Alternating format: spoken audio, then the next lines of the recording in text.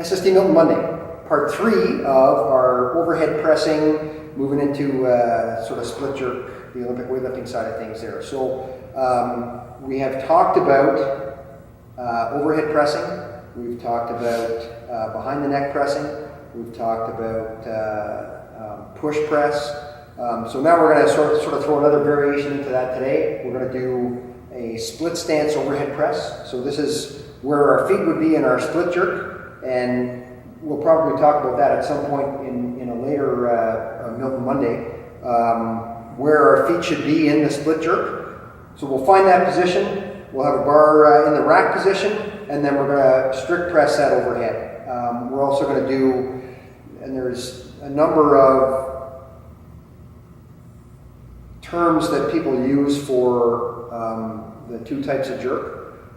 So split jerk is the most common. That's where you see people with a split stance in the jerk position. There's also a squat jerk. People call it a push jerk. People call it a power jerk. Really, it's a squat jerk where the feet are in line with the barbell as opposed to being in that split position. So much more mobility required for that.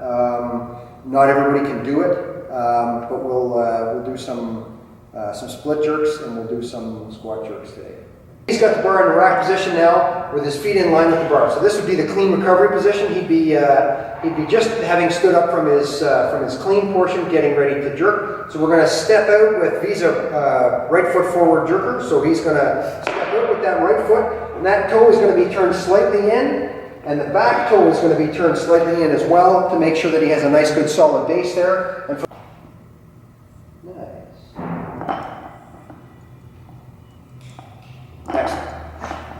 good. Okay, so now he's in a situation where he's just cleaned the bar. So now he's in that clean recovery position. He has to be totally still. He has to have his legs fully extended, so he can't be in a semi-squat position there. And we're going to keep those elbows fairly high, maybe down a little bit from our front squat position, which would be all the way up. Just down a little bit and out from our front squat position. Feet maybe a little bit wider than hip. Maybe as wide as shoulder, and toes turned out so that when he hits that jerk, go ahead,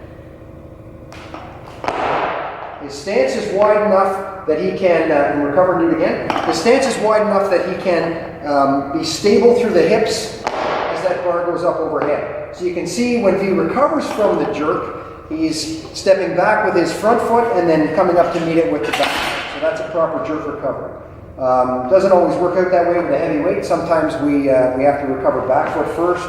Sometimes we're a little bit off to the side. Things are moving fairly rapidly there. But that is the split jerk for Olympic weightlifting. Now V's going to do a squat jerk here.